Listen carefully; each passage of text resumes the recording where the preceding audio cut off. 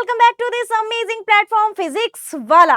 तो आज के सेशन में आप सब जानते हो कि आप अपना एक न्यू चैप्टर यानी कि एक another chapter combustion and flame मेरे साथ में कवर करने वाले हो और शॉर्ट में पूरी तरीके से कंसेप्ट को क्रिस्टल क्लियर करते हुए। और टारगेट हमारा ये रहेगा कि जो भी एग्जाम में पूछा जाए वो आप कर पाओ, है ना।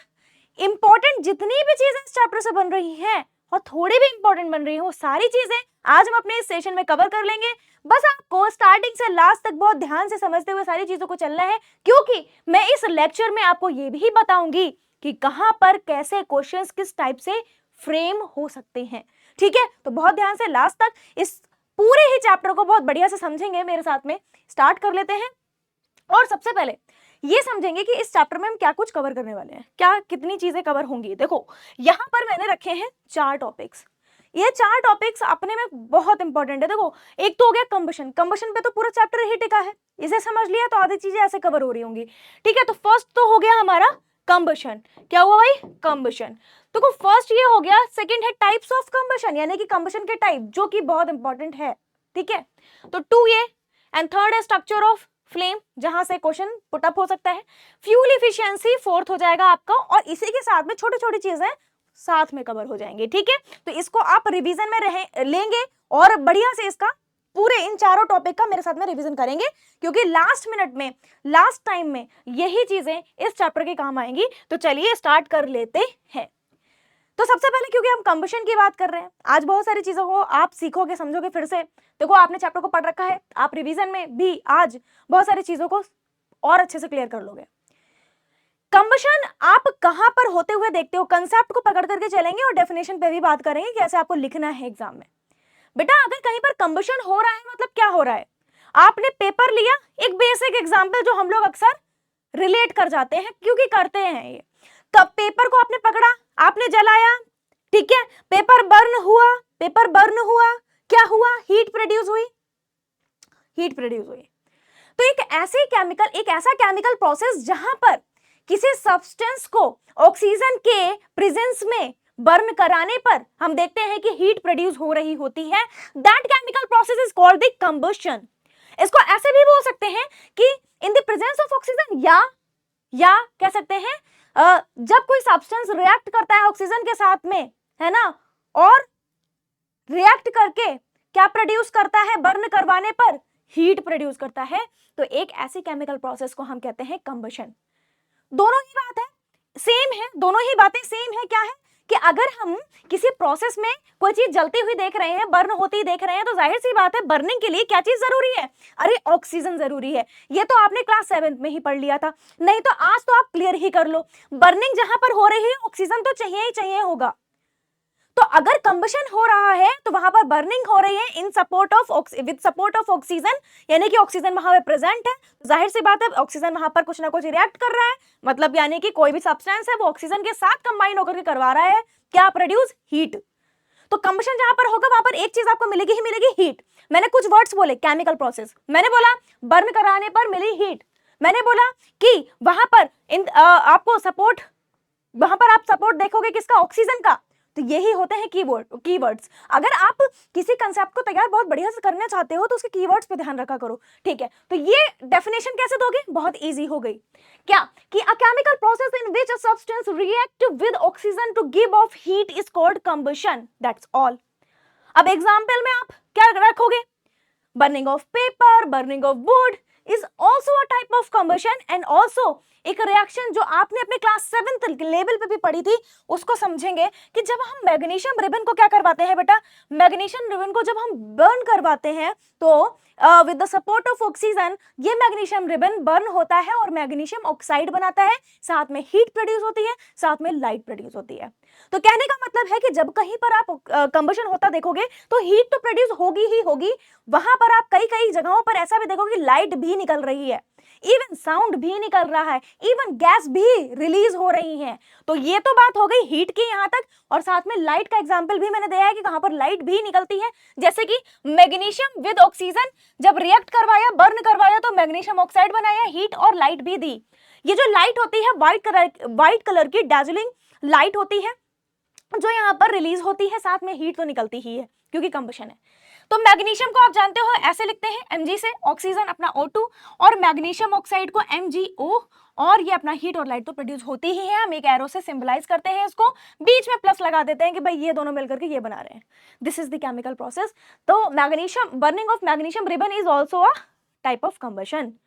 एग्जाम्पल इसका क्या हो गया, मैग्नीशियम बर्निंग, मैग्नीशियम रिबन की बर्निंग। ठीक है, इतना तैयार है। अब बात ये आती है कि मैम आपने कंबशन समझा दिया, लेकिन कंबशन कौन करवाएंगे? क्या मैम सारे के सारे सब्सटेंस कंबशन करवाते हैं? नहीं। तो इस तरीके से हमने कंबशन को दो कैटेगरीज में डिवाइड कर दिया, एक जो कंबशन करवाते हैं, एक जो कंबशन नहीं करवाते हैं। एक टाइप उन सब्सटेंस का जो कंबशन करवाते हैं, इनको क्या कहेंगे? इनको कहेंगे कंबस्टेबल सब्सटेंस। बोला करो मेरे साथ में, कंबस्टेबल सब्सटेंस। कंबस्टेबल सब्सटेंस वो सब्सटेंस होते हैं जो बर्न करने पर हीट प्रोड्यूस करें, यानी कि जो क्या कर रहे हैं, कंबशन करवा रहे हैं। नॉन कंबस्टेबल सब्सटेंस वो होंगे जो बर्न ना हो, जो बर्न ही ना हो, उन्हें नॉन कंबस्टेबल कह देंगे। बहुत आसान तरीके से समझे कि नहीं? अब देखो, कंबस्टेबल सब्सटेंस कौन? Substance that easily catch fire, जो इजीली फायर कैच कर लें, जो बर्न हो जाए, are substance are called combustible substance. Wood है, पेपर है, ठीक है, एलपीजी है, ये सब क्या है? जितने भी टाइप के फ्यूल है, कोल है ना? तो ये सभी क्या है? ये सभी क्या है? कंबस्टेबल सब्सटेंस है, जलाने पर जलेंगे, इजीली कैच करेंगे फायर। जबकि ये क्या है? ये तो बर्न ही नहीं होंगे, नॉन कंबस्टेबल सब्सटेंस, इसीलिए कहा जा रहा है नॉन। ठीक है, तो substance which do not catch fire easily या readily are non combustible substance such as, क्या हो जाएगा? Sand, water, glass. मतलब ऐसा आप कह लो कि ये बर्न ही नहीं हो पाएंगे, तो इनको हम क्या कह रहे हैं? नॉन कंबस्टेबल सब्सटेंस कह रहे हैं। कंबशन तैयार है, कंबस्टेबल, नॉन कंबस्टेबल तैयार है। अब एक और टर्म पे आएंगे, ऐसे सब्सटेंसेस के बारे में समझेंगे जिन सब्सटेंसेस को हम इनफ्लेमेबल सब्सटेंस कहते हैं। इनफ्लेमेबल सब्सटेंस हम किसे कहते हैं? उन सब्सटेंसेस को कहते हैं जो कि जिनका जो इग्निशन टेम्परेचर है वो बहुत लोएस्ट होता है। Ma'am what is the ignition temperature? जल्दी से याद दिलाइए। इग्निशन टेम्परेचर वो होता है बेटा दैट मिनिमम टेम्परेचर जिस पर कोई सब्सटेंस फायर कैच कर ले। जैसे पेपर का टेम्परेचर जो है, इग्निशन टेम्परेचर, वो होता है 233 डिग्री सेल्सियस। तो जब इग्निशन टेम्परेचर इसका 233 है, इसका मतलब ये हुआ कि जैसे ही उसे इतना टेम्परेचर मिल जाएगा वो फायर कैच कर लेगा। पेपर आपने ऐसे मेरे साथ में एज्यूम करो, ये पेपर आपने पकड़ा, इसको जलाने की कोशिश की, कैंडल है, ये जो भी है जला रहे हो, थोड़ा होल्ड करोगे, कुछ सेकंड की देरी रहेगी और फिर एकदम से ये जलने लग जाएगा। क्यों जलने लग गया? क्योंकि इसने अपना इग्निशन टेम्परेचर अटेन कर लिया। तो हर एक सब्सटेंस का अपना अपना इग्निशन टेम्परेचर होता है, और इनफ्लेमेबल सब्सटेंसेस वो होते हैं जिनका इग्निशन टेम्परेचर बहुत लोएस्ट होता है। सपोज किसी का 35 है, इग्निशन टेम्परेचर 35 है, और सपोज किसी का 200 है, किसका कम हुआ? 35 वाले का। कौन सबसे पहले जलने लग जाएगा? ये वाला 35 वाला, ये जल्दी 35 पहले पहुंचेगा भाई, 200 पहुंचने में टाइम लगेगा। ठीक है, तो इनफ्लेमेबल सब्सटेंसेस वो होते हैं जो कि वेरी लो इग्निशन टेम्परेचर रखते हैं and can easily catch fire with a flame. Main point यही है कि ऐसे सब्सटेंसेस जो लोएस्ट इग्निशन टेम्परेचर रखते हैं, क्या क्या हो सकते हैं? हाइड्रोजन गैस हो सकती है, पेट्रोल हो सकता है, डीजल हो सकता है। ये ऐसे फ्यूल्स हैं, ये ऐसे सब्सटेंसेस हैं जिनका इग्निशन टेम्परेचर कैसा होता है? लोएस्ट होता है, और जल्दी ही फायर कैच कर लेते हैं। Got it? ये भी टर्म याद हो गया ना? अब आगे बढ़ते हैं इनफ्लेमेबल सब्सटेंसेस के बाद में। अब बात करेंगे मैम कंबशन की बात जब हो ही चुकी है तो क्यों ना हम ये समझ लें कि कंबशन होगा कैसे, क्या क्या चीजें रिक्वायर्ड हैं।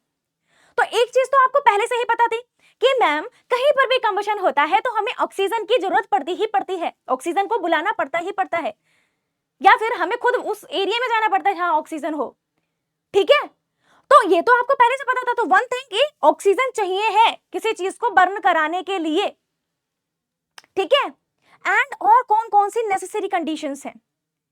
जैसे हमने मैग्नीशियम रिबन का एग्जांपल लिया था, तो मैग्नीशियम रिबन को जब जलाया तो ऑक्सीजन तो जरूरत थी, लेकिन जलाने के लिए हमें क्या चाहिए थी? हीट चाहिए थी। तो second point is heat, first is oxygen, second is heat. अच्छा एक बात बताओ, तुम मैग्नीशियम रिबन जलाने जा रहे हो तो तुम्हें मैग्नीशियम रिबन भी तो चाहिए होगा, यानी कि वो कंबस्टेबल सब्सटेंस बेटा तुम्हें चाहिए होगा। तो वो कंबस्टेबल सब्सटेंस तुम्हें चाहिए होगा, यानी कि वो फ्यूल कह लो या कंबस्टेबल सब्सटेंस कह लो। फ्यूल क्या होते हैं? जो एनर्जी प्रोड्यूस करते हैं जलने पर। कंबस्टिबल सब्सटेंस क्या होते हैं? जलने पर हीट प्रोड्यूस करते हैं, एनर्जी प्रोड्यूस करते हैं। तो फ्यूल लिखा हो, कंबस्टिबल सब्सटेंसेस लिखा हो, तुम्हें ध्यान से समझ लेना कि भाई दोनों के मतलब सेम ही है। तो तीन चीजें क्या निकल करके आई? ऑक्सीजन, हीट और फ्यूल या वो कंबस्टिबल सब्सटेंस। अब एक चीज मैं तुम्हें बहुत ही खास बताने वाली हूं, क्या कि आपसे ऐसे पूछा जाता है condition necessary for combustion are, कौन कौन सी होंगी, या कोई एक बताओ, तो कैसे बताओगे? मैम पता ही है ऑक्सीजन है, मैम पता ही है हीट है, और मैम पता ही है फ्यूल है। बेटा इसको दूसरी लैंग्वेज में भी दे देते हैं कंफ्यूज करने के लिए, कहते हैं सपोर्टर ऑफ कंबशन। O2 को कहते हैं सपोर्टर ऑफ कंबशन, यहां पर लिखा भी होगा सपोर्टर ऑफ कंबशन। हीट को कह देंगे इग्निशन टेम्परेचर। अरे हीट या इग्निशन टेम्परेचर, बात समझ रहे हो? कोरिलेट कर पा रहे हो? एक ही बात है, पेपर को हीट देना या पेपर को वो मिनिमम टेम्परेचर देना जो उसे रिक्वायर्ड है, ठीक है, वो लोएस्ट टेम्परेचर दे देना। तो इग्निशन टेम्परेचर यहां पर लिख देते हैं, O2 की जगह पर कंबशन, सपोर्टर ऑफ कंबशन लिख देते हैं। फ्यूल की जगह पर कंबस्टिबल सब्सटेंस लिख देते हैं। तो यहां पर देखो, प्रेजेंस ऑफ कंबस्टिबल सब्सटेंस, पहली चीज, the presence of supporter of combustion, दूसरी चीज, heating of the combustible substance to its ignition temperature, तीसरी चीज, ठीक है, प्रेजेंस ऑफ कंबस्टिबल सब्सटेंस यानी कि फ्यूल के बाद, फिर O2 के बाद, फिर किसकी? कंबस्टिबल सब्सटेंस को जो इग्निशन टेम्परेचर चाहिए यानी कि हीट, उसकी बात। तीन चीजें। तो यहीं पर ही आता है हमारा एक फायर ट्रायंगल। जरा जल्दी से यहां पर सारे बच्चे ध्यान देंगे। इस फायर ट्रायंगल को अगर आपने समझ लिया तो मतलब कंबशन को समझ लिया। ऑक्सीजन चाहिए होता है इस ट्रायंगल में, अगर हमें फायर चाहिए, बीच में फायर दिख रही है, अगर हमें फायर चाहिए तो हमें क्या क्या चाहिए? हमें चाहिए ऑक्सीजन यानी कि सपोर्टर ऑफ कंबशन, हमें चाहिए हीट यानी कि इग्निशन टेम्परेचर, हमें चाहिए फ्यूल यानी कि कंबस्टिबल सब्सटेंस। तो कहीं पर अगर आग लगानी है, कहीं पर अगर फायर चाहिए है आपको, तो इन तीनों की रिक्वायरमेंट है, तीन चीजें जरूर हैं।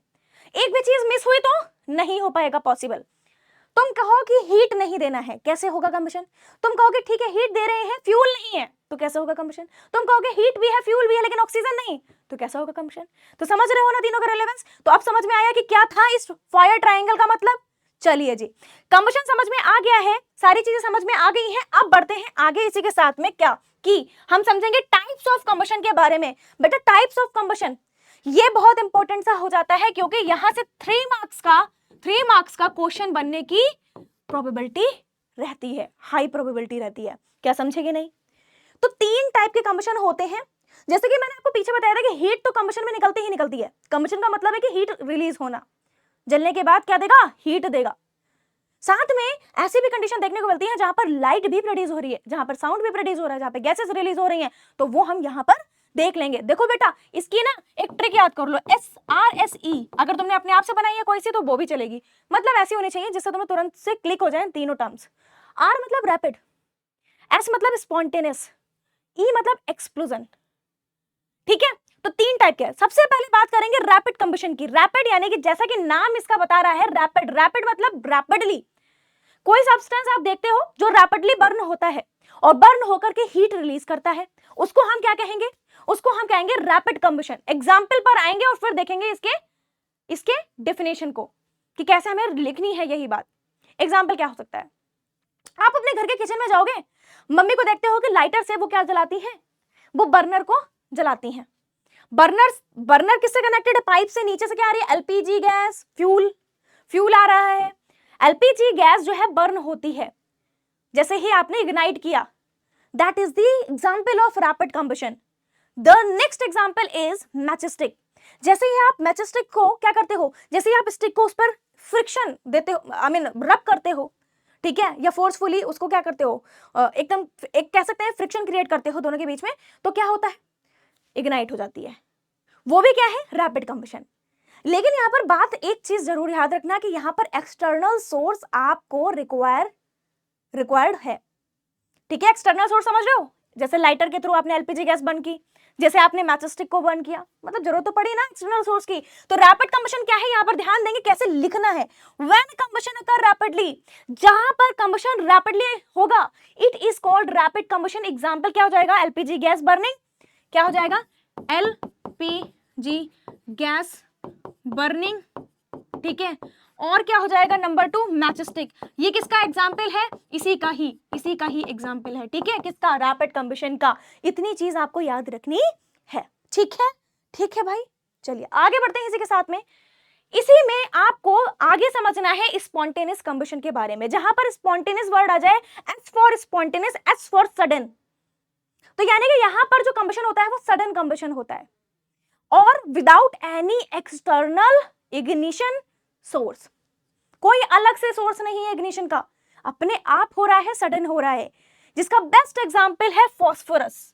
क्या है, फॉस्फोरस। तो एक तो हो गया बर्निंग ऑफ फॉस्फोरस, दूसरा आप क्या लिख सकते हो, जो कोल डस्ट होती है in coal mine, coal dust in coal mine, ये भी क्या है, एक एग्जाम्पल है स्पॉन्टेनियस कंबशन का, यानी कि सडन कंबशन जहां पर होता है। बेटा ध्यान से देखना कि क्या क्या अंतर है दोनों में। 3 मार्क्स का यहां से आता है। The type of combustion in which material या substance suddenly burst into flames without any external ignition। ऐसे भी पूछ लेंगे बीच से, किसमें विदाउट जो है कंबशन होता है, विदाउट एनी एक्सटर्नल इग्निशन के कंबशन हो जाता है, तो ये है वो, ठीक है। इस कॉल्ड दी स्पॉन्टेनियस कंबशन, दोनों एग्जांपल मैंने आपको बता दिए हैं। इसी के साथ में जब आगे बढ़ते हो तो यहां पर देखोगे, पाओगे कि एक्सप्लोजन आता है नंबर 3। एक्सप्लोजन में क्या होता है, एक्सप्लोजन में बहुत आसान है इसको याद करना। एक्सप्लोजन में क्या है बेटा, आपको समझना कि आप ये समझ लो कि एक्सप्लोजन यानी कि जहां पर हमें प्रोड्यूस होते हुए दिखता है साउंड, लाइट, हीट और बहुत सारी गैसेस। फायर क्रैकर्स, दिवाली पे सारे बच्चे जलाते हैं नहीं, पटाखे जलाते हैं भाई, पटाखे फोड़ते हैं भाई, हाँ मैम करते हैं, तो ये तो तुमने भी किया है एक्सप्लोजन, ये ऐसा वाला धमाका, ठीक है। तो कहने का मतलब है कि एक्सप्लोजन क्या है, एक टाइप ऑफ कंबशन जहां पर when a sudden reaction takes place with the release of heat, light and the evolution of large amount of gases, ठीक है, लार्ज अमाउंट ऑफ गैसेस, और इसी को ही हम कहते हैं क्या, एक्सप्लोजन, और एग्जांपल में फायर क्रैकर्स।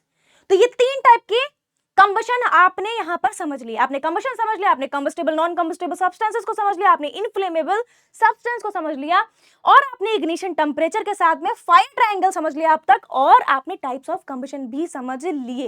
एक चीज आपको यहां पर बतानी है कि कंबशन जो है वो 2 तरह से हो जाएंगे। जैसे आप कहीं पर कंबशन जब होता हुआ देखोगे, पाओगे, तो कंबशन जो है बेटा 2 तरीके से हो जाएंगे। कैसे कैसे हो जाएंगे, जरा यहां पर देख लो जल्दी से। कंबशन जो है कहीं पर आप देखते हो कंप्लीट कंबशन हो रहा होता है, अभी आपको मैं आगे भी बताऊंगी इसका बढ़िया एग्जांपल, कंप्लीट कंबशन, ठीक है। ये क्या रहेगा, इनकम्प्लीट कंबशन, ऐसा कंबशन जो इनकम्प्लीट हुआ है, मतलब कि पूरी तरीके से नहीं हुआ है, ऐसा कंबशन जो कंप्लीट हुआ है, ठीक है। क्या अंतर है, कहां पर कंप्लीट होता है, कहां पर नहीं होता है, कैसे हम पहचानेंगे, तो बेटा जहां पर कंप्लीट कंबशन हो रहा है वहां पर आप ध्यान रखोगे कि वहां पर अनलिमिटेड सप्लाई ऑफ ऑक्सीजन होगा, सप्लाई ऑफ ऑक्सीजन यानी कि O2 होगा, ठीक है। जहां पर इनकम्प्लीट कंबशन हो रहा है वहां पर कंजूसी हो रही है O2 की सप्लाई में, यानी कि लिमिटेड क्या है, लिमिटेड है भाई, यहां पर लिमिटेड है सप्लाई ऑफ ऑक्सीजन। क्या मेरी बात समझे, तो जहां पर अनलिमिटेड सप्लाई ऑफ इनफ, आप कह रहे हो कि एक है कि इनफ आपने O2 प्रोवाइड कर दी, एक है कि आपने भर भर के भरपूर, आपने खूब एक्सेस अमाउंट में O2 मिल रही है, वहां पे कंप्लीट कंबशन हो रहा है। जहां पर लिमिटेड है सप्लाई ऑफ O2 वहां पर इनकम्प्लीट कंबशन हो रहा है। क्या दोनों बातों को समझ रहे हो, क्या दोनों बातें समझ में आई, कैसे कैसे हुआ है ये, ठीक है। बेटा एक क्वेश्चन का आंसर करो जरा कमेंट में, इनकम्प्लीट कंबशन जहां पर होता है वहां पर कौन सी गैस रिलीज होती है, दैट इज इंपॉर्टेंट ऑल्सो। तो यहां पर मैं बता दूं जिन बच्चों ने कमेंट कर लिया है, the right answer will be क्या होना चाहिए बता दूं, कार्बन मोनोऑक्साइड। एक गैस जिसको हम कहते हैं कार्बन मोनोऑक्साइड, ठीक है। कार्बन मोनोऑक्साइड गैस जो है क्या होती है, प्रोड्यूस होती है। यहां पर क्या होगा भाई, कंबशन में क्या होता है, कार्बन डाइऑक्साइड गैस प्रोड्यूस होती है, सबको पता है, ठीक है। तो ये याद रखना अच्छे से बढ़िया से। अब देखो यहां पर टाइप्स ऑफ कंबशन के बाद और कंबशन कैसे होता है इसके बाद।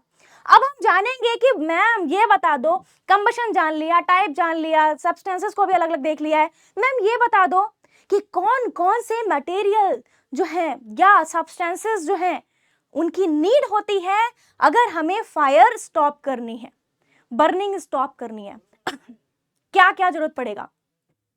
तो बेटा सबसे पहले तो मुझे ये बताओ, आपको फायर ट्रायंगल याद है?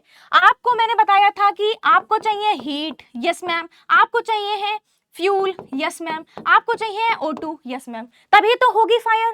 अब आप कह रहे हो मैम हमें फायर चाहिए ही नहीं है, तो क्या करोगे? तो इसमें से किसी एक को हटाते चले जाओ, हीट मत दो, O2 मत प्रोवाइड होने दो, फ्यूल मत काम करने दो, फ्यूल का काम ही खत्म कर दो, तो क्या काम तमाम कर दोगे तो फिर बस हमारी जो आग है वो बुझ जाएगी।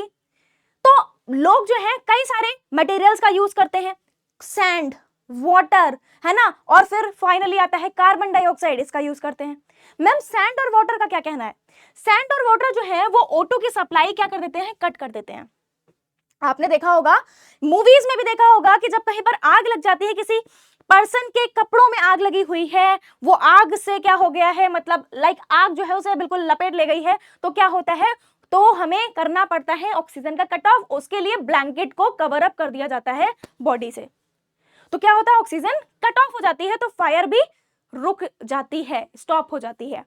सैंड भी यही करता है, ऑक्सीजन का सप्लाई बंद कर देता है। वाटर क्या करता है? वाटर जो है कंबस्टिबल सब्सटेंस को कूल डाउन कर देता है, ठीक है, और इस वजह से फायर स्टॉप होने लग जाती है। समझ रहे हो? ठीक है, लेकिन मैम फिर वाटर को हर जगह क्यों नहीं यूज कर लेते, सैंड को हर जगह क्यों नहीं यूज कर लेते? इसलिए नहीं कर पाते क्योंकि वाटर जो है वो वुड और पेपर के लिए तो ठीक है, उसकी बर्निंग को रोकने के लिए तो ठीक है, अगर बर्निंग ऑफ पेपर है, बर्निंग ऑफ वुड है, तब तो वाटर और सैंड जैसी चीजें काम आ जाएंगी। लेकिन अगर कहीं पर ऐसे सब्सटेंसेस हैं जो इनफ्लेमेबल हैं, इजीली फायर कैच करते हैं, जैसे डीजल है, ऑयल टाइप डीजल है ना, पेट्रोल है फिर एक दूसरी कंडीशन और आती है जहां पर इलेक्ट्रिकल चीजें हैं, है ना, जहां पर इलेक्ट्रिकल सप्लाई वाली चीजें हैं, वहां पर आग लग गई है, इलेक्ट्रिकल इक्विपमेंट्स में आग लगी है, तो क्या तुम वाटर ले जाओगे? अरे वाटर तो अच्छा कंडक्टर होता है इलेक्ट्रिसिटी का। हाँ, देखा कैसे चीजें कनेक्ट होती हैं दूसरे चैप्टर की एक चैप्टर से। हाँ, तो वाटर तो अच्छा कंडक्टर है इलेक्ट्रिसिटी का, तो क्या करेंगे? तो इसके लिए वाटर को हटा दो। यहां पर आते हैं हमारे कार्बन डाइऑक्साइड भैया, कहते हैं अब तुम लोग हटो, अब मैं आऊंगा। कौन आएगा? कार्बन डाइऑक्साइड आएगा, CO2। कुछ कुछ टर्म्स, कुछ आपको फॉर्मूलाज पढ़ने पड़ेंगे, मतलब याद रखने पड़ेंगे। CO2 कार्बन डाइऑक्साइड, H2O क्या है? अरे H2O, HIJ क्या लगा, O तक नहीं, H2O ये क्या है? वाटर के लिए। एनीवेज, तो यहां पर आते हैं CO2 भैया। CO2 कहते हैं कि तुम लोग हटो साइड में, अब मेरा काम है, तुम लोगों से नहीं हो पाएगा, ये मेरे ही लिए बना है काम। क्या? क्योंकि मेरे अंदर ही वो कैपेबिलिटी है कि मैं जो इलेक्ट्रिकल इक्विपमेंट्स है ना उनकी आग क्या कर दूं? स्टॉप कर दूं, फायर स्टॉप कर दूं। समझ रहे हो मेरी बात? तो यहां पर आते हैं कार्बन डाइऑक्साइड भैया। अब वो कहां से मिलते हैं? जो आपने रेड कलर के सिलेंडर फायर एक्सटिंग्विशर्स में देखे हैं ना, रेड कलर के सिलेंडर्स बिल्डिंग्स में, स्कूल्स में, हॉस्पिटल्स में, रेड कलर के सिलेंडर्स दीवार पे ऐसे टंगे रहते हैं, समझ रहे हो? तो वो जो है ना उसके अंदर जो है ना, जैसे ही नॉब दबाई जाती है तो कार्बन डाइऑक्साइड गैस बाहर होती है बहुत ह्यूज अमाउंट में। कार्बन डाइऑक्साइड क्या करती है? वो ऑक्सीजन का कट ऑफ कर देती है, यानी कि ऑक्सीजन रोक देती है, और जब ऑक्सीजन को रोक देगी तो क्या आग लगना पॉसिबल है? नहीं, तो आग बुझने लग जाती है। अब बात ये आती है कि तो फिर मैम बेस्ट एक्सटिंग्विशर कौन हुआ? बेस्ट एक्सटिंग्विशर जो है वो हुआ carbon dioxide. Water is also a extinguisher, sand is also extinguisher, but the best extinguisher is carbon dioxide। ठीक है, तो याद रखना। तो यहां पर देखो क्या है, वही सब चीजें हैं जो मैंने अभी पढ़ाई हैं, तो यहां पर देख लेते एक बार। The most common fire extinguisher is water. आपसे पूछा जाएगा which one of the following is the most common fire extinguisher, तो क्या होगा? मोस्ट कॉमन कौन सा है? अरे कॉमनली हमें क्या मिलता है? वाटर मिल जाता है आसपास में। Water cools the combustible substance या material so that its temperature is brought below its ignition temperature, ठीक है, और इस वजह से जो है फायर रुकती है। आगे बढ़ते हैं। But water work only when things like wood and paper are on fire. लेकिन अगर बात ऐसी होती है कि जहां पर हमें इलेक्ट्रिकल इक्विपमेंट्स या फिर इनफ्लेमेबल मटेरियल जैसे कि पेट्रोल वगैरह वगैरह दे दिए जाते हैं, तो वहां पर कौन काम आता है, यहाँ पर आते हैं अपने काम कार्बन डाइऑक्साइड, CO2 भैया। CO2 भैया आते हैं, कहते हैं भैया I am the best fire extinguisher, ये होते हैं बेस्ट फायर एक्सटिंग्विशर। तो CO2 हमें कैसे मिलता है ये भी मैं बता दूं। जो आपका फायर एक्सटिंग्विशर होता है, जो मैंने आपको बताया रेड कलर का सिलेंडर होता है, वो फायर एक्सटिंग्विशर में क्या क्या चीजें मिलती हैं वो मैं आपको बता देती हूँ, ठीक है। फायर एक्सटिंग्विशर में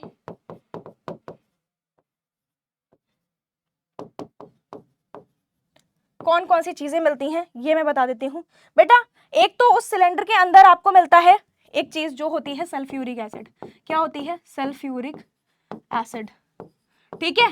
साथ में होता है सोडियम बाइकार्बोनेट। क्या होता है, सोडियम बाइकार्बोनेट, सोडियम बाइकार्बोनेट, ठीक है बेटा। ये दोनों चीजें मिलती हैं और जब नॉब प्रेस की जाती है तो बेटा पता क्या होता है, जैसे ही नॉब प्रेस करी तो इन दोनों के कॉम्बिनेशन से मिलती है हमें क्या, कार्बन डाइऑक्साइड गैस। और वही कार्बन डाइऑक्साइड गैस जो है जो आग है उसे बुझाने में, फायर को स्टॉप करने में मदद करती है। तो समझ में आया कि नहीं। अच्छा, दूसरी चीज, अगर हमारे पास में फायर एक्सटिंग्विशर ना हो तो हम क्या करें, तब हमें कार्बन डाइऑक्साइड अगर चाहिए होगी तो हम कैसे बना सकते हैं। तो दूसरा ये चीज है एक method, another way to get CO2 is to release a lot of dry powder of chemical like sodium bicarbonate।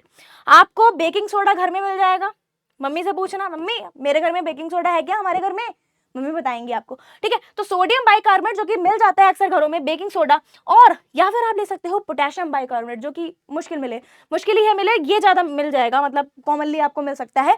तो बेकिंग पाउडर, बेकिंग सोडा और पोटेशियम बाइकार्बोनेट, ये दो चीजें ऐसी हैं जिनको आप क्या कर सकते हो, जहां पर आग लगी है वहां पर आप क्या कर सकते हो, डाल सकते हो। Near the fire these chemicals give of CO2, क्योंकि ये कार्बन डाइऑक्साइड गैस रिलीज करेंगे। तो आप क्या कर सकते हो, ये ड्राई पाउडर जो है ज्यादा सा आप क्या कर सकते हो, उस पर डाल सकते हो जहां पर आग लगी हुई है, ठीक है। लाइक सोडियम बाइकार्बोनेट, नाम याद रखना सोडियम बाइकार्बोनेट, जिसे हम बेकिंग सोडा भी कहते हैं, निकनेम आपका भी होता है ना, जैसे किसी बच्चे का आदित्य नाम है तो आदि क्या देते हैं हम लोग, समझना, ठीक है। मतलब ये एग्जांपल दे रही हूँ। तो सोडियम बाइकार्बोनेट जो है दूसरे नाम से भी जाना जाता है, दैट इज बेकिंग सोडा। और उसके अलावा पोटेशियम बाइकार्बोनेट, दोनों का नाम समझ लेना, याद कर लेना, ठीक है, जिससे कहीं से भी क्वेश्चन आए तो कर लो। अब बात हो गई है कंबशन की, बात हो गई है टाइप्स ऑफ कंबशन की, बात हो गई है कैसे रोका जाए कंबशन को, ठीक है, कैसे रोकी जाए आग, ठीक है। तो वो हमने फायर एक्सटिंग्विशर के थ्रू समझ लिया है, अलग अलग टाइप के हमने फायर एक्सटिंग्विशर के बारे में पढ़ा। अब हम पढ़ेंगे अपना इस चैप्टर का एक दूसरा इंपॉर्टेंट पार्ट जो कि है फ्लेम, जो कि आप देखते हो कि जब कोई चीज जल रही होती है तो फ्लेम प्रोड्यूस होती है, लेकिन क्या मैम सब जगह फ्लेम प्रोड्यूस होती है, मतलब जिसको भी जलाओ फ्लेम प्रोड्यूस करेगा, नहीं जी। जब कहीं पर फायर होती है, देखने को मिलती है हमें, तो फायर में आपको फ्लेम मिलती भी है और फ्लेम नहीं भी मिलती है ना, फ्लेम मिलती भी है, फ्लेम नहीं भी मिलती है। मैम क्या अंतर है जिससे हम डिफरेंशिएट कर पाएंगे कि कहां पर फ्लेम मिलेगी, कहां पर फ्लेम नहीं मिलेगी। तो बेटा जहां पर फ्लेम मिल रही है वहां पर सब्सटेंस जो है वेपराइज हो रहा है, ठीक है, सब्सटेंस क्या हो रहा है, वेपराइज हो रहा है ना, वहां पर सब्सटेंस क्या हो रहा है, वेपराइज हो रहा है, शॉर्ट में लिख रही हूं बेटा, ठीक है, सब्सटेंस वेपराइज हो रहा है। जहां पर कोई फ्लेम नहीं मिल रही है, मतलब सब्सटेंस डू नॉट वेपराइज, मतलब कहने का ये हुआ कि जब कहीं पर बर्निंग हो रही है, अगर फ्लेम नहीं मिल रही है, दैट मीन कि वहां पर जो वेपर्स हैं वो है ही नहीं, ठीक है। जहां पर वेपर्स है, जहां पर वो गैसियस स्टेट प्रेजेंट है ना, गैसियस सब्सटेंस वहां पर मौजूद है, तब जाकर के आपको फ्लेम मिलती है। तो फ्लेम क्या है, फ्लेम को समझते हैं और हम टाइप्स ऑफ जो जोन्स हैं इसके वो हम समझेंगे, ठीक है। That is very important part, ये बहुत इंपॉर्टेंट पार्ट है। देखो फ्लेम क्या है, अब फ्लेम इज अ रीजन, एक वो जगह है, एक फ्लेम जो है वो एक रीजन है where combustion of gaseous substance, where combustion हो रहा है किसका, गैसियस सब्सटेंस का, या फिर जहां पर वेपर टेक्स प्लेस। फ्लेम बन कहां रही है, जहां पर वेपर्स आ रहे हैं, जहां पर वेपर्स वेपराइज हो रहे हैं, है ना, सब्सटेंस वेपराइज हो रहा है, गैसियस सब्सटेंस बर्न हो रहा है, तो वहां फ्लेम मिल रही है। वो रीजन क्या है, that region is called the flame, that region is called the flame. अब बात कर रहे हैं जोन की। इस फ्लेम में भी 3 जोन होते हैं, नंबर 1, नंबर 2 और नंबर 3। सबसे नीचे वाला जो फ्लेम का जोन होता है उसको हम कहते हैं इनर मोस्ट जोन, जिसको हम ब्लैक जोन भी कहते हैं। क्या कहते हैं, ब्लैक जोन भी कहते हैं। सबसे नीचे वाला जोन जिसको हम कहते हैं ब्लैक जोन। बेटा एक चीज आपको यहाँ पर बतानी है, बहुत ध्यान से समझना इस पूरे ही जोन के टाइप को, क्योंकि मैं यहाँ पर हर एक चीज कवर करवा दूंगी, किस किस तरीके से अदल बदल के जैसे क्वेश्चन पूछा जाता है ना, वो हर चीज को करवाऊंगी, तो इसलिए ध्यान से समझ लेना, ठीक है। देखो तो पहला है, फर्स्ट है ये वाला नीचे वाला जोन, क्या है, इसको कहते हैं ब्लैक जोन। ब्लैक जोन क्यों कह रहे हैं मैम, इसको इनर मोस्ट जोन भी कहते हैं, ब्लैक जोन भी कह रहे हैं, क्योंकि यहाँ पर अनबर्न्ड कार्बन के पार्टिकल्स हैं, अनबर्न्ड वेपर्स हैं, ऐसे कह सकते हैं।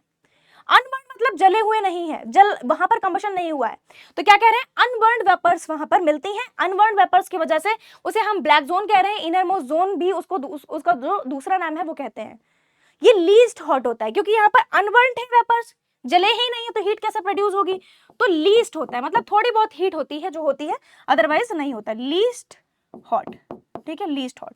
Black zone, inner most zone और अनबर्न्ड वेपर है ना, थोड़े बहुत जो जले होंगे, बाकी वेपर्स जले नहीं है, तो लीस्ट हॉट है, ठीक है। टेम्परेचर कितना रहता है वो भी मैं अभी आपको आगे बताऊंगी। आगे है, ये तो हो गई फर्स्ट, ठीक है, ये हो गई फर्स्ट। अब आते हैं सेकंड वाले पे। सेकंड जोन जो होता है, यानी कि ये वाला जोन, इसको हम कहते हैं ल्यूमिनस जोन।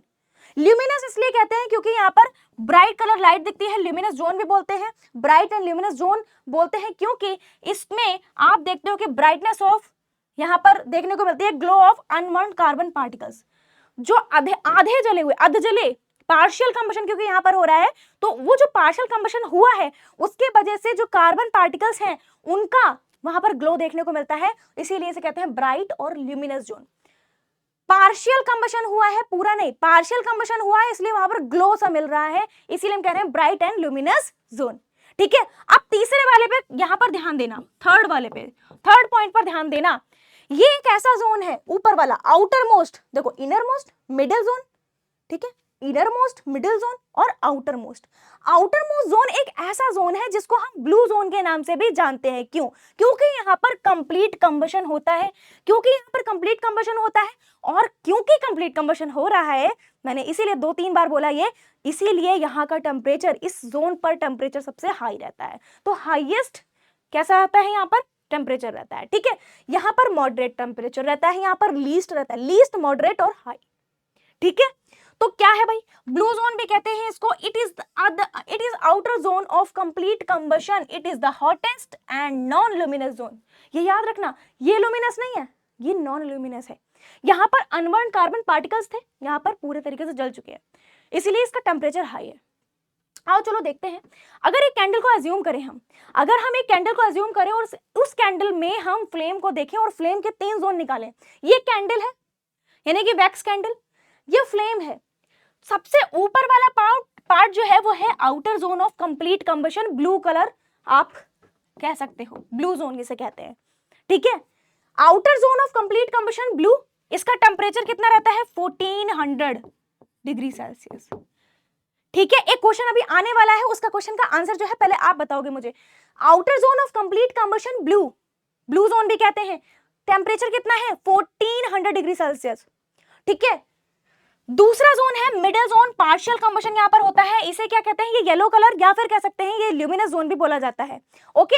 यहां पर क्या रहता है, मॉडरेट टेम्परेचर रहता है, लगभग कितना 1200 डिग्री सेल्सियस टेम्परेचर देख रहे हो। नेक्स्ट है inner most zone of unburned wax particles, तो यहां पर अनबर्न्ड वैक्स पार्टिकल है, लीस्ट हॉट होता है, मैंने आपको बताया था, यहां पर रहता है 600 डिग्री सेल्सियस, गॉट इट। अब एक क्वेश्चन ये था कि ये बताओ मुझे, इन तीनों जोन में से कौन सा वो जोन होता है जिसको गोल्डस्मिथ यूज करता है चीजों के लिए? जल्दी से बताओ, जल्दी से कमेंट में। तो जितने भी बच्चे कमेंट कर रहे हैं कि मैं बता रही हूं, देखो ma'am, outer zone of complete combustion, जहां पर कंप्लीट कंबशन हो रहा है, जहां पर टेम्परेचर देख रहे हो हाईएस्ट है, इस जोन का ही यूज गोल्डस्मिथ करता है, याद रखना, क्वेश्चन बन सकता है। तो ये समझ में आया, this is the hottest part, this is moderately hot, this is the least hot, that's it. Now come to the next segment of this chapter, fuel. Fuel आपको पता है क्या होता है, फ्यूल वो होते हैं जो बर्न होने पर एनर्जी प्रोड्यूस करते हैं, लेकिन इस चैप्टर में एक चीज पर बहुत ध्यान देना, फ्यूल एफिशिएंसी। आपको याद होगा कोल एंड पेट्रोलियम में मैंने कैलोरीफिक वैल्यू बताई थी, कोई दिक्कत नहीं है, मैं आज भी बताऊंगी, लेकिन ध्यान से समझना यहां से, क्योंकि क्वेश्चन कैसे बनता है वो मैं बताऊंगी। देखो क्या फ्यूल क्या है, फ्यूल क्या है भाई, We know materials such as petrol, diesel, coal, etc. are called fuel as they provide energy. Burn होने पर प्रोवाइड कर रहे हैं एनर्जी को, इसीलिए हम उन्हें कह रहे हैं कोल, ठीक है, सॉरी, इसीलिए हम कह रहे हैं fuel. Coal is a type of fuel. अब फ्यूल की बात करें तो फ्यूल इफिशियंसी की भी बात करनी पड़ेगी कि फ्यूल की इफिशियंसी क्या है. हर एक चीज की इफिशियंसी होती है ना, जैसे मशीन की इफिशियंसी होती है, जैसे हमारी और आपकी भी इफिशियंसी होती है. हम सुबह बहुत ज्यादा एनर्जेटिक होते हैं, हमारी इफिशियंसी हाई रहती है. हम शाम में थोड़ा सा लो फील करने लग जाते हैं क्योंकि थकान होती है स्कूल की, आपको और चीजों की, मुझे भी क्लासेस की, तो हमें इफिशियंसी थोड़ी कम भी होती है. तो यहाँ पर देखो बेटा, फ्यूल की भी अपनी इफिशियंसी होती है. वो इफिशियंसी किस पर डिपेंड करती है ये समझ लेना. और एक बात और, हर एक फ्यूल की अलग अलग इफिशियंसी होती है. देखो बेटा, the amount of heat produced by various fuels is not the same. हर एक सब्सटेंस जो जलने पर अमाउंट ऑफ एनर्जी रिलीज करता है सबका अलग अलग होता है. आप कहोगे मैम जितना पेपर हीट रिलीज करता है उतना ही एलपीजी गैस. अगर ऐसा होता तो हम क्यों ना पेपर का ही यूज कर लेते घरों में. एलपीजी गैस डोमेस्टिक अगर हम देखें फ्यूल के अकॉर्डिंग तो बहुत बढ़िया फ्यूल है, क्योंकि ये जलने पर बहुत high amount of energy produce करता है. समझ रहे हो. और पेपर तो बहुत कम प्रोड्यूस करता है, वुड तो बहुत कम प्रोड्यूस करता है. समझ रहे हो. तो यहाँ पर देखो, the amount of heat produced by various fuel is not the same. इसीलिए अगर हम बात करें फ्यूल एफिशिएंसी की तो it depends on the calorific value of the fuel. और कैलोरीफिक वैल्यू क्या होती है, मैंने आपको बताया था. कैलोरीफिक वैल्यू होती है अमाउंट ऑफ एनर्जी या हीट एनर्जी रिलीज्ड, ठीक है, upon total mass of fuel. जो भी बर्न फ्यूल है, जो भी जला हुआ फ्यूल है, उसका जो टोटल मास है वो, ये होती है कैलोरीफिक वैल्यू. और क्योंकि अमाउंट ऑफ एनर्जी रिलीज की बात हो रही है तो इसे किलो जूल में, और क्योंकि टोटल मास की बात हो रही है, मास की, ये एनर्जी की बात हो रही थी तो किलो जूल, और ये है मास की तो केजी, ये इसकी यूनिट होती है. ठीक है. तो कैलोरीफिक वैल्यू कभी भी लिखेंगे तो ऐसी यूनिट में लिखेंगे. तो आइए देखते हैं कुछ सब्सटेंस की कैलोरीफिक वैल्यू. देखो, calorific value of some fuels क्यों हम पढ़ रहे हैं ये भी मैं बता दूं. एक तो मैं आपको यहां से क्वेश्चन बताऊंगी कैसे बनता है, दूसरा आप ये समझ लो, कभी कभी ऑर्डर पूछ लेते हैं, इन दोनों में से बताओ किसकी कम है किसकी ज्यादा है. 4 ऑप्शन है, सबसे ज्यादा किसकी कैलोरीफिक वैल्यू है. तो इसलिए ये तो पढ़ना ही पढ़ना है 3 से 4, बाकी और भी जितने मिल पाए उतना भी पढ़ सकते हो. लेकिन इनकी ध्यान रखना, काउ डंग केक की कितनी होती है, 6000 से 8000 के बीच में किलो जूल पर केजी. ठीक है. पेट्रोल की 45,000 किलो जूल पर केजी. हाइड्रोजन गैस की 1,50,000 किलो जूल पर केजी. देख रहे हो हाइड्रोजन गैस को, देख रहे हो विनोद. देखो, अब देखो आगे बढ़ते हैं इसी के साथ में. अब यहाँ पर मैंने क्वेश्चन डाला, इस क्वेश्चन को बहुत ध्यान से समझना. इस क्वेश्चन में दिया है एक एक्सपेरिमेंट में 4.5 kg of fuel was completely burn हो चुका है. इसका मास आपको यहाँ पर दिया हुआ है, ऐसे ही समझना होता है. देखो आगे दिया है, the heat produced was measured to be 1,80,000 kilo joule. Calculate the calorific value of the fuel. आपसे सीधा डायरेक्ट कैलोरीफिक वैल्यू के फॉर्मूले से पूछा गया है क्वेश्चन. और आप अगर फ्यूल एफिशिएंसी को छोड़ के चले गए, मतलब आपने कैलोरीफिक वैल्यू को छोड़ दिया, यानी कि आपने ये क्वेश्चन छोड़ दिया. और ये क्वेश्चंस बहुत इंपॉर्टेंट हो जाते हैं, एक नंबर 2 नंबर, मतलब 2 मार्क्स में अगर ये क्वेश्चन आ रहे हैं तो क्या बुरा है. देखो अब मैं डायरेक्ट क्वेश्चन को अगर सॉल्व करके बताऊं तो कैलोरीफिक वैल्यू इसकी कितनी हो जाएगी. अगर हम बात करें मास की, मास तो नीचे आता है, 4.5 आ जाएगा नीचे, और ऊपर आपका ये आ जाएगा जितनी अमाउंट ऑफ एनर्जी रिलीज हुई थी. प्रोड्यूस वाज कितनी एनर्जी, द हीट प्रोड्यूस है ना, एनर्जी या हीट कितनी है, 180,000.